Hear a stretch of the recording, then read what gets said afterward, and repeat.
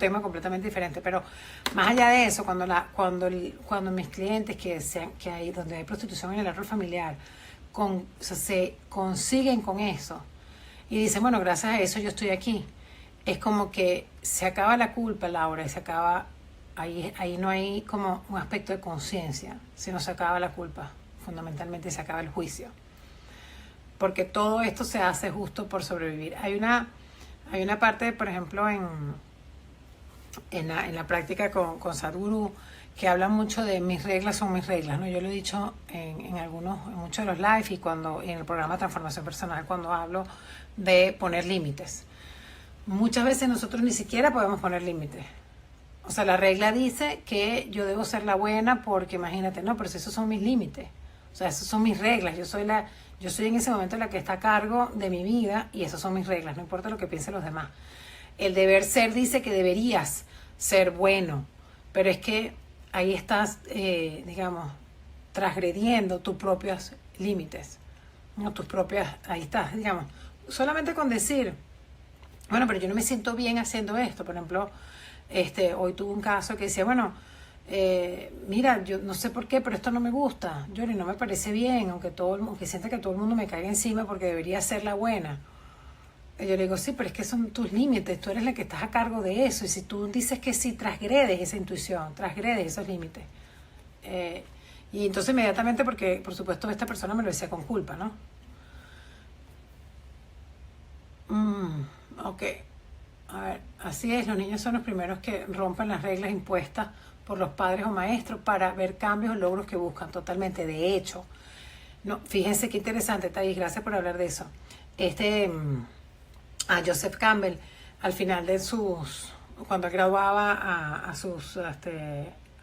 bueno, él era psicólogo, pero era psiquiatra o psicólogo, pero él digamos, cuando finalmente en su propia práctica, él graduaba a sus alumnos, él esperaba la pregunta que le decía, bueno, ¿y ahorita qué hacemos? ¿Cómo vamos a saber, ¿no?, que estamos haciendo lo correcto? Entonces dice, bueno, básicamente no hagas caso, haz todo lo que tus padres te dijeron que no hicieras.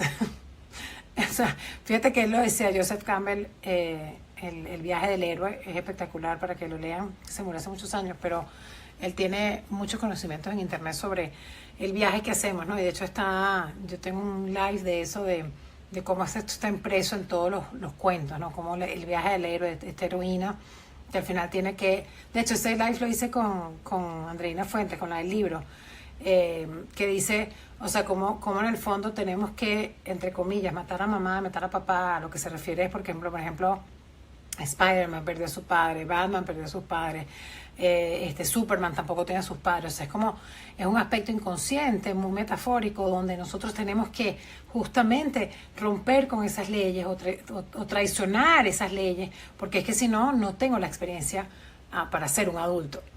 Y una de las cosas que yo siempre digo al finalizar de cada sesión es, lo voy a hacer distinta, papá, mamá, gracias por darme la vida, pero elijo hacerlo distinto, porque si no, no crezco, sino cómo transformo, ¿no? ¿Cómo puedo cambiar si lo sigo haciendo con la misma base? Y justamente la rebeldía de los adolescentes es dada por un impulso de la propia existencia que me invita a probarme, que me invita a experimentar, y para eso, como tú dices, hay que romper las reglas, ¿no? De alguna manera u otra. Buena pregunta, las culpas. Ajá, sí, fue excelente el último vientre judío, ¿verdad? Que estuvo espectacular. Bueno, se los recomiendo. Está en mi biblioteca de Life, en la bio. Pueden entrar en Transformando Patrones. Ahí está en bibliotecas de Life. Wow, qué impresionante darme cuenta de que yo siempre digo con angustia en Madrid que mi papá es catalán y con pena que mi mamá es argentina, porque siempre cargo con el peso de lo que lo critican. Ahí está, pues, como está la crítica, está la etiqueta, pero ellos conocen a tu papá, conocen a tu mamá, ¿no? Ese aspecto, y entonces si tú cargas con esa culpa, por supuesto que no puedes avanzar completamente, ¿no? Porque aunque tú dices, tengo miedo que me critiquen, entonces no eres 100% tú. Yoli, mi árbol no lo terminaste en mi sesión. Bueno, porque cuando a veces no termino los árboles es porque ya tengo suficiente con la madre y no hago nada con cerrar o sea, me imagino que hablar el aspecto paterno hasta que nos volvamos a ver. Si no has necesitado otra sesión es porque todavía estás en el aspecto de madre. Si no, tú sola, la vida sola me dice, bueno, ya estoy lista para ver a mi papá. Y ahí es que es donde se abre el aspecto de padre. Yo no lo digo como justificándome, ¿no? Pero los he cargado, claro, por supuesto. No te justificas, pero lo cargas. Muy bueno el tratamiento sistémico, buen aporte para nosotros. ¿Por qué las memorias de los cubanos es mentir? Por el régimen. Livia, ¿eres cubana? No sé, pero bueno, me encantaría saber si eres cubana. Porque ellos necesitaron mentir para poder sobrevivir.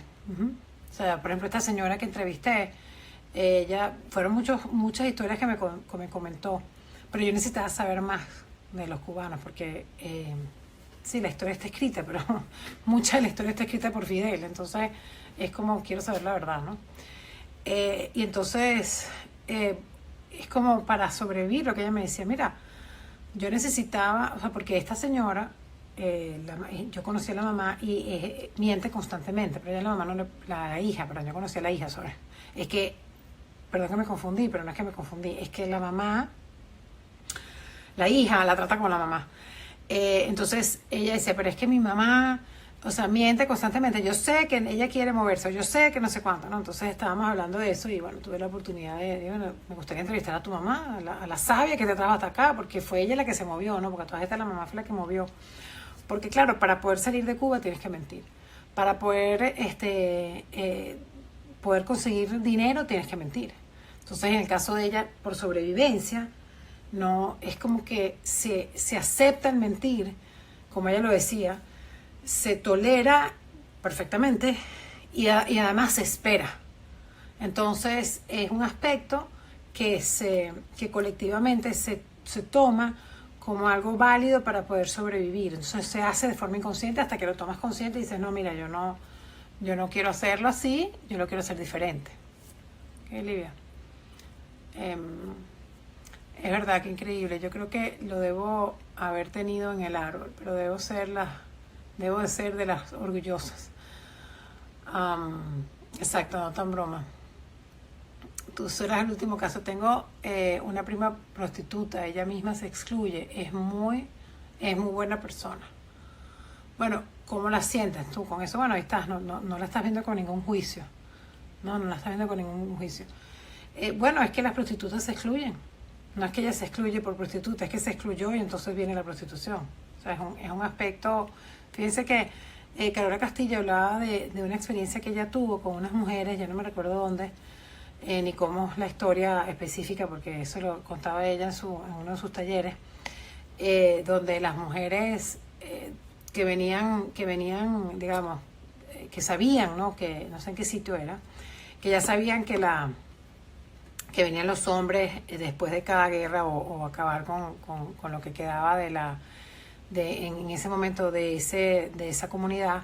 Ellas montaron un prostíbulo para que sus hijas no fueran violadas. O sea, de manera tal que cuando llegaran los hombres y supieran que había un prostíbulo, ellos no tuvieran esa necesidad de violar, ¿no? Porque al final iban a violar, eran a sus hijas. Entonces ellas se unen para poder hacer eso, ¿no? Eso es un prostituyó, pero lo consideraron.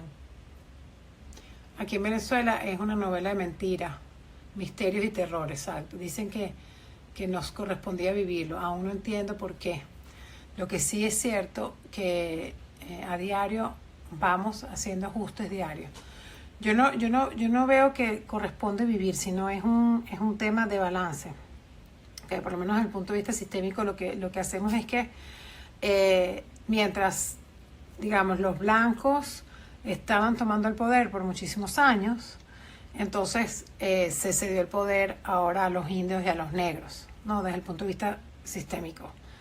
Y de alguna manera se está balanceando. Eso es lo que hace el sistema. El sistema no sabe qué es bueno ni qué es malo, porque también, digamos, lo que había pasado 40 años antes y mucho antes con los españoles y digamos, y toda la historia de violencia de Venezuela específicamente, pasa exactamente igual con la misma violencia, pero ahora del otro lado, ¿no? Entonces las víctimas, o sea, si yo no integro en mi sistema familiar las víctimas y los perpetradores, lo que hace que el víctima luego eventualmente